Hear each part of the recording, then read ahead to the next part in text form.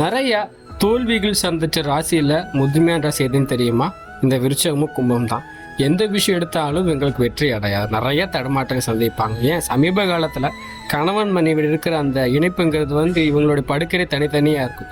காதல் காதலிடம் பயங்கரமான சண்டைகள் போய்கிட்டே இருக்கும். இதோட முக்கியமான காரணங்கள் என்னன்னு கேட்டிங்கன்னா, இவங்க மற்றவங்களுடைய பிரச்சனை கேட்குறதும் மற்றவங்க பிரச்சனை சரி செய்து எப்பவுமே இருக்கக்கூடாது. என்ன காரணம் கேட்டிங்கன்னா, இவங்க ஒரு நபருக்கு உதவி செஞ்சாலும் இல்லை ஒரு நபருடைய பிரச்சனை கேட்கறனாலும் ஆப்போசிட்டில் இருக்கிற நபர்களுக்கு அந்த விஷயங்கள் வெற்றி அடைச்சு இந்த இரு ராசிகளுக்குமே மற்றவங்க பிரச்சனையை தீர்க்கிற சக்தி இவங்ககிட்ட இருக்குது.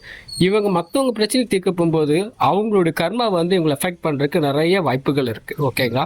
முதல்ல இந்த இரு ராசிக்காரங்களும் முதல்ல சொல்ல வேண்டியது, உங்களுக்கு என்ன வேணுமோ அதை மட்டும் யோசிங்க, அதை மட்டும் செய்யுங்க. அதுதான் உங்களுடைய பலம். ஏன்னா இந்த விருச்சிகத்துக்கும் கும்பத்துக்கும் பார்த்தீங்கன்னா அவங்க சுற்றி இருக்கவங்களுக்கு நல்லது நடக்கும்.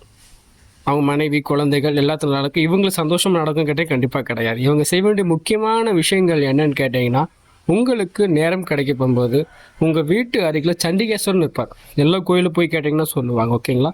வாரம் இருமுறை, அதாவது புதன் மற்றும் வெள்ளி, இந்த 2 நாட்களில் இந்த இரு ராசிக்காரங்கள் நெய் தீபம் போட்டுவாங்க. எதுக்கு போட சொல்கிறேன்னா, மனநிலை மாறும், சூழ்நிலை மாறும், எடுத்த காரியங்கள் வெற்றி அடையும். இதை ஃபாலோ பண்ணுங்கள். லேடிஸாக இருக்கீங்க, லேடிஸ் டைம் நினைக்க வேண்டாம். உங்களால் கோயிலுக்கு போகும்போது கவலைப்படாமல் வீட்டிலேருந்து மனசார வேண்டி தீபம் போடுங்க. நீங்கள் தொட்ட காரியம் வெற்றி அடையும்.